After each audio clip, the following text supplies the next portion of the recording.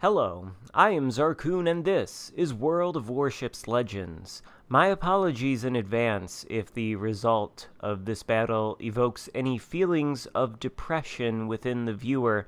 This game was, of course, played on Update Monday, otherwise known as the most competitive day in all of World of Warships Legends, where everybody out on the high seas seems to be competing for last place on the leaderboard. It truly is glorious, and it is so much fun every single time on every update money. Am I right? If I'm right, be sure to give the video a thumbs up to let me know just how right I am. Anyway, today we're going to be talking about the brand new premium Tier 7 American destroyer USS Summers, which is the reward ship for the ongoing campaign of March 2022.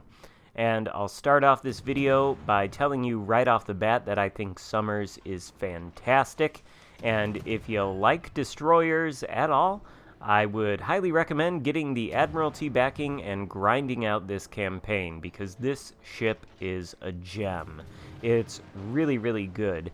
I'll give you the basic overview of its armament. I don't want to go into exhaustive detail, and then I'll sort of tell you how I think this thing plays. As you can see out there with our spread of torpedoes, this thing has, well, a lot of torpedoes. It's got 12 of them, which means it has the most torpedoes out of any American destroyer in the game, exempting, of course, the Benham, which has 16 torpedoes. But those things only range out to, like, what, 7.5 kilometers, and they've got kind of a piddly little alpha strike, right? Well, the Summers torpedoes are not like that at all. They range out to 12 kilometers, and they go at 66 knots, so they're fairly fast. They've got a concealment of 1.4 kilometers by sea, so they're also fairly stealthy, and enemies will spot them a little bit later than some torpedoes from other destroyers. And they've got a pretty good alpha strike. I want to say it's somewhere in the range of 17,000, although I can't actually quite remember at this moment, so I apologize. It is pretty solid, though. The torpedoes hit fairly hard, and there are a lot of them. They don't reload super quickly. It takes a little bit over 2 minutes for them to reload, in fact. But of course, you can reduce that reload time pretty significantly if you want to actually build for the torpedoes. I think you can get it down closer to like a minute and 30 seconds or so. Speaking of torpedoes, the reason I wanted to show you this game is because I think it showcases the torpedoes and the guns very well. And the guns are the second part of the armament to talk about. There are 8 of them, 127 millimeters in size, typical for American destroyers. They have a 5% fire chance on the 8 guns, which is, I think it's okay. And the reload time is a little bit slower than your typical American destroyer. I've got this actually built for the guns with Vincent Mordoff at the helm, and the reload time for me is 4.6 seconds. So not exactly lightning fast like, say, the Fletcher or the Gearing and the like, but still pretty effective.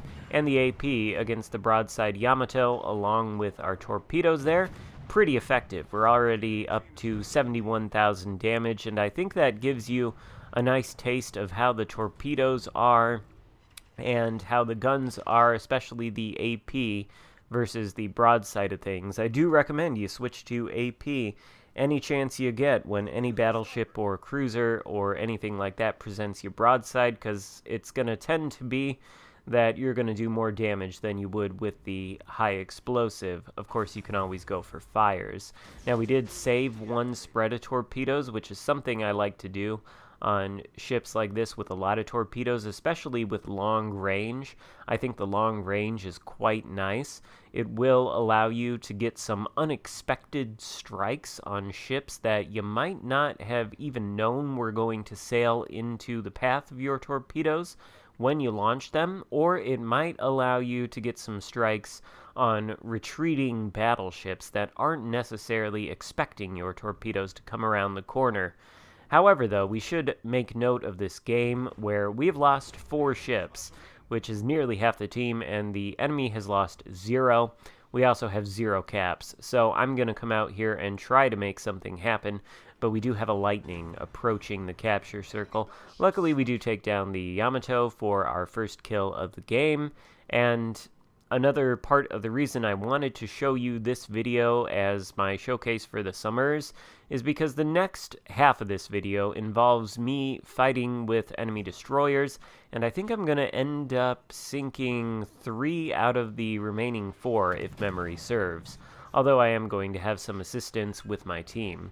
Now, as I was saying, these guns have a slower reload than your typical American guns, right? And you can see that here in action with the Lightning. In fact, the reload of these guns is pretty comparable to the Lightning's reload, and I don't think anybody would ever accuse the Lightning of being a bad gunboat. But if you're used to the American destroyers like the Fletcher and the Gearing, well, you're not going to be just shredding the enemy's health with rapid fire at close range in knife fights with the Summers. This requires a little bit of a different approach. I think it's probably best to maintain more of a distance when you're fighting enemy destroyers with this thing. And you're really gonna want to make your aim count, because you're gonna want as many shells to hit the target as possible. The HE has an alpha strike of 1800, which you can correct me if I'm wrong in the comments, but I think typically most of the American destroyers have an alpha strike of 1700. So this is a little bit of a buff in comparison, and it's got the extra guns, which all means that these guns tend to feel like they hit much, much harder than the typical American destroyer guns, and you're going to see that in action against, I don't think either of these two destroyers, but another one coming up soon. Udachi out there, we've got the aircraft carrier sending his planes this way, so they're probably going to spot us.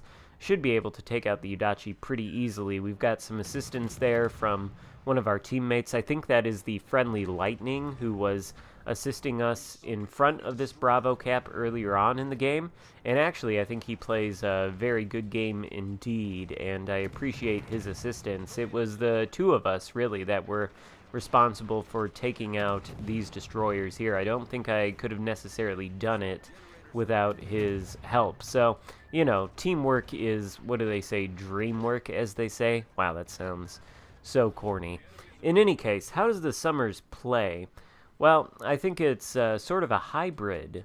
Whereas most of the American destroyers are typically focused on guns, this one has guns and torpedoes that work well together as we send some of these torpedoes into the Lightning smoke screen.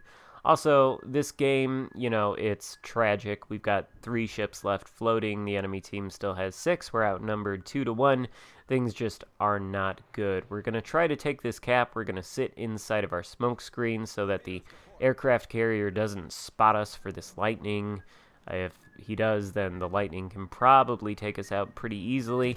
Lightning's out of his smoke screen and spotted by our teammate Lightning over there, so get a nice hit on him. And is this going to be the kill? Not quite. He's going too fast, but another shot is out just as he disappears, and we narrowly avoid some blind dropped skip bombs by the enemy aircraft carrier. By the way, I do have a video that I'm going to put up on the Tier 5 Russian carrier, the Serov. It's a solo warrior game, so those of you who enjoy CVs can look forward to that, and those of you who don't enjoy CVs can look forward to hearing my opinion on the Russian CVs. Anyway, another thing about the Summers, and here we are going to see just how hard these guns really hit. 4K, nearly 5K for that Shima, and then another 3K salvo. Yeah, these guns are potent in a different way than your typical American destroyer guns. But anyway, this ship, you could build it for guns, as I have, and you could have a pretty good time in it. Again, I have Vincent Mordoff as my commander with all the relevant gun skills selected, or you could build this ship for torpedoes with Albert Gleaves. If you do, though, keep in mind that your reload, I think, is going to be in excess of 5 seconds, which feels a little bit worse in fights with enemy destroyers if you do intend to go that route, but you can certainly do it, and you can certainly make use of the torpedoes if you do. So I like this destroyer a lot for that reason. I like ships that can thrive with a number of different builds. You know, there are some ships out there where it's like you really have to build for the torpedoes, or you really have to build for the guns, and there's no leeway in between. Well, this one's got a lot of leeway, and I appreciate that. I think a lot of players out there are going to appreciate it, and I think this is honestly just a very, very good ship. It can dominate other enemy destroyers, it can dominate battleships with its torpedoes and its guns. Frankly, I don't know what's not to love about it. The only thing it can't dominate, of course, is sky-dropped skip bombs that hit you in the bow and take you out courtesy of a mostly blind drop, I guess, from the enemy aircraft carrier, which is just lovely. And there are 2 ships left alive still on our team, this Lightning and the friendly CV, so obviously we are going to lose tragically here. But I did pick this game because I thought it would give you a good indication of the guns and the torpedoes in action. I really, really like this ship. I think it's fantastic, and I highly recommend it. And I don't know if there is much more to say than that. And the last thing that is going to happen is that the friendly aircraft carrier is going to be sunk. So I suppose we can wrap it up here now. Thank you so much for watching. Be sure to give the video a thumbs up and consider subscribing if you haven't already. And with that, I will see you next time. Goodbye.